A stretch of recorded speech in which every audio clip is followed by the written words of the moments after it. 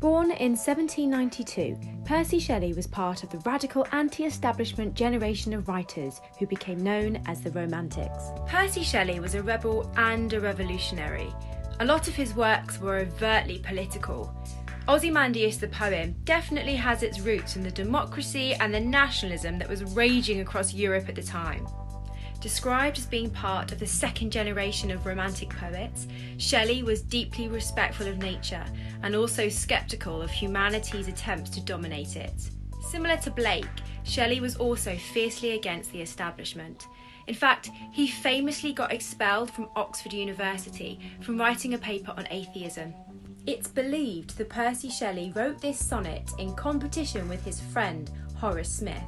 The poem was written in 1817, just after the British Museum announced that it had found fragments of an ancient statue of a pharaoh king, Ramesses II, something that would have definitely interested Shelley and Horace at the time.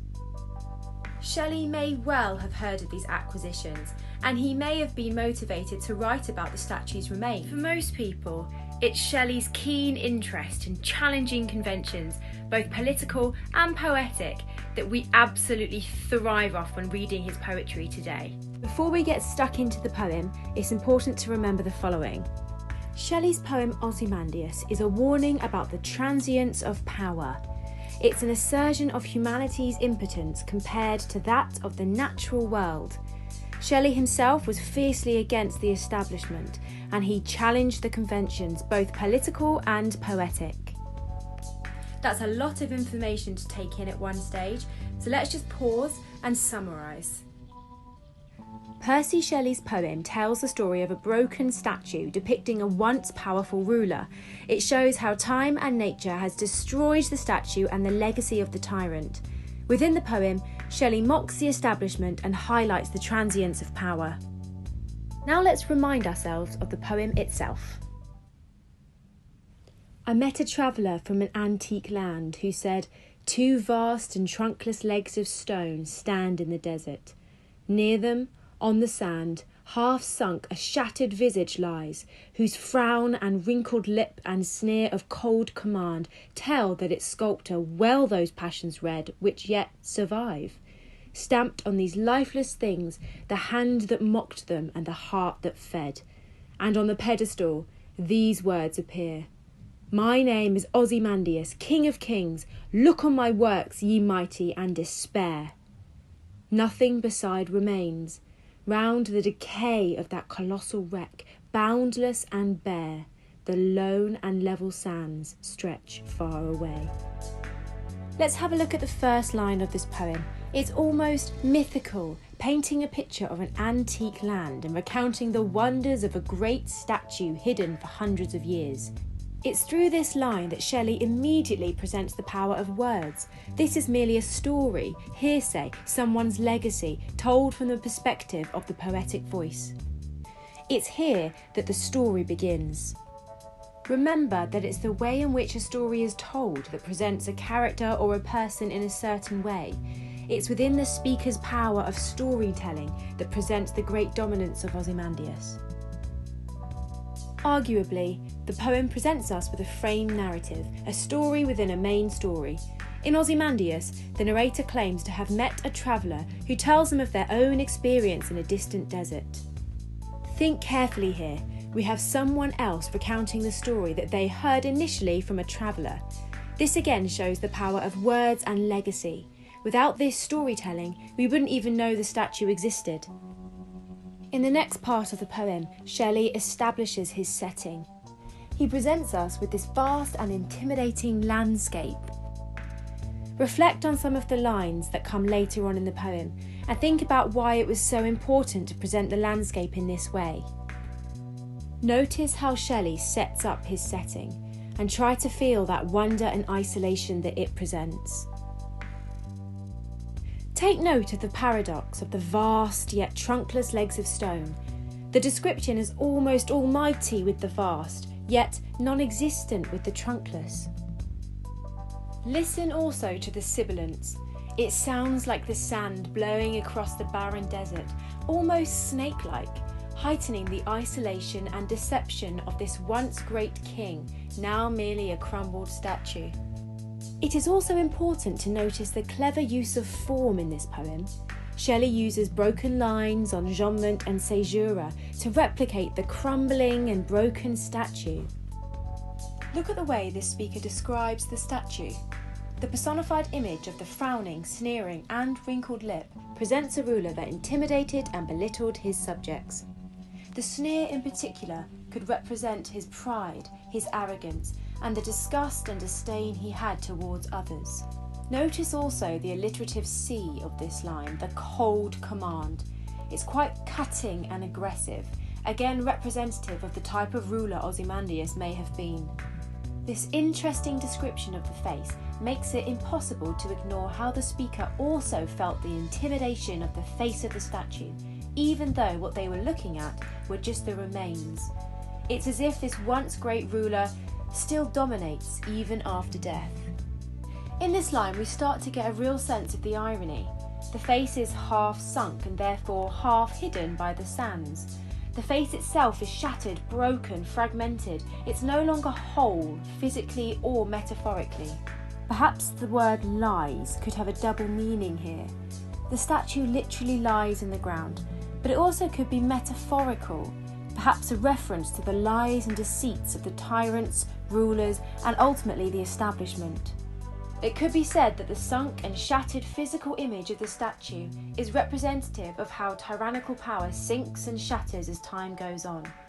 Perhaps this is Shelley's way of bringing to the fore the transience of tyrannical power. As the poem progresses, we get a third-person story, that of the sculptor who created the statue. Shelley presents the power of art here, as the statue, although crumbling, does still survive to tell its story, perhaps a reflection of the careful work of the person who created it. Think about the aggressive way in which the sculptor stamped these features onto the statue. Maybe this is representative of the aggressive and angry ruling of Ozymandias, or an angry rebellion of the sculptor attackingly carving the fearful image onto the stone. Shelley presents a paradox in the lifeless description of the statue, reminding his readers that the statue is not real, yet it's still aggressive, intimidating, and full of contempt for those that look upon it. The next line, the hand that mocked them and the heart that fed, is quite interesting. Perhaps it's a play on the idiom to bite the hand that feeds you, which means that you shouldn't criticise institutions and people in positions of authority. Perhaps another way of Shelley mocking the establishment's rule. Furthermore, the image of the hands mocking its subjects and the heart feeding them proves that Ozymandias was an oppressor. He took from his subjects more than he gave to them. They were his prey and he was the predator. And then that brilliant statement that brings us back to the tyrant himself. This is a real defining moment. Ozymandias' statue was raised on a pedestal above his subjects, looking down on them, and now it's just the pedestal that remains, but his power still lasts within the inscription. It's fascinating that it's the words that have remained solid, robust, and not broken by the sands or by time, yet the statue, Ozymandias, and his kingdom has all crumbled away. The colon almost isolates this line as we wait in anticipation for the words of Ozymandias. Again, Shelley presents the power of words and legacy, as without this inscription, Ozymandias almost completely loses his tyranny and intimidation. Then we get the really famous and incredible line, "My name is Ozymandias, King of Kings." Look at how Ozymandias has an almost obsession with stating his name first. It's as if just mentioning his name is omnipotent and indomitable. King of Kings is a biblical reference to Christ, again emphasising his hubris and intimidation. It's as if he thinks he is the ultimate king of all kings, higher than Christ himself. Remember that Shelley had no time for gods, or God either. Indeed, he had been expelled from the University of Oxford for writing his pamphlet called The Necessity of Atheism. This just further highlights how fiercely against the establishment Shelley really was. Ozymandias tells us to look on my works, ye mighty, and despair. You can almost imagine him shouting this across to his servants as they build more statues. The imperative look shows how tyrannical this ruler was, but also, ironically, helps to underscore the ultimate fragility of human power and the importance of legacy and art, as there is now nothing really to look upon. The exclamatory despair is overtly commanding, intimidating, and passionate. But perhaps now we despair not the might of his empire, but the fact that such a mighty empire, even built by the mightiest of all, is destined to crumble to dust. And then we get the brilliance of "nothing beside remains." The simplicity of this line mocks the tyranny of Ozymandias and presents the irony of the poem. His power, his kingdom, and most of his statue has now been lost. Time and nature has almost defeated him, and fundamentally will defeat us one day. Shelley shows that time is exceptionally powerful. It dictates what we do, it keeps us moving, and ultimately it has the power to stop.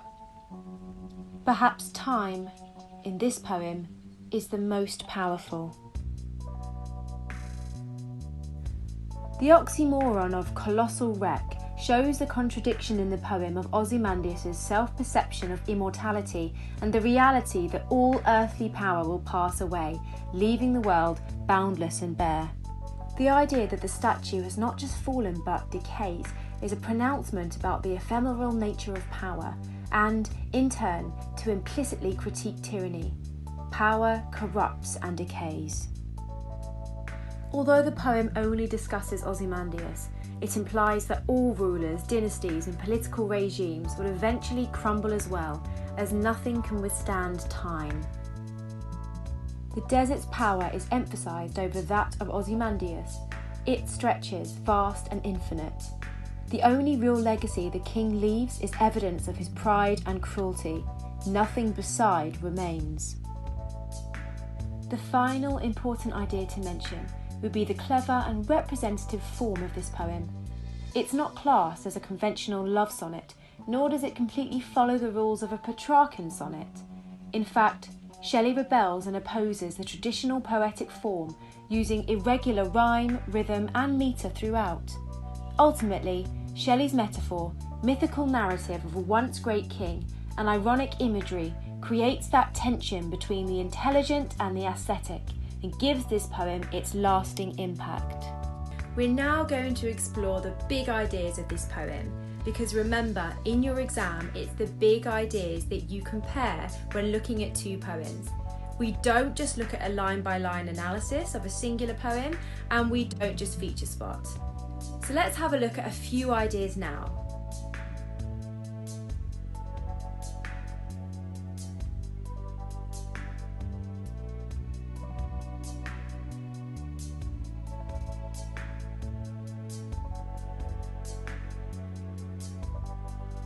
Like other poets in your power and conflict cluster, Shelley mocks and criticises the establishment.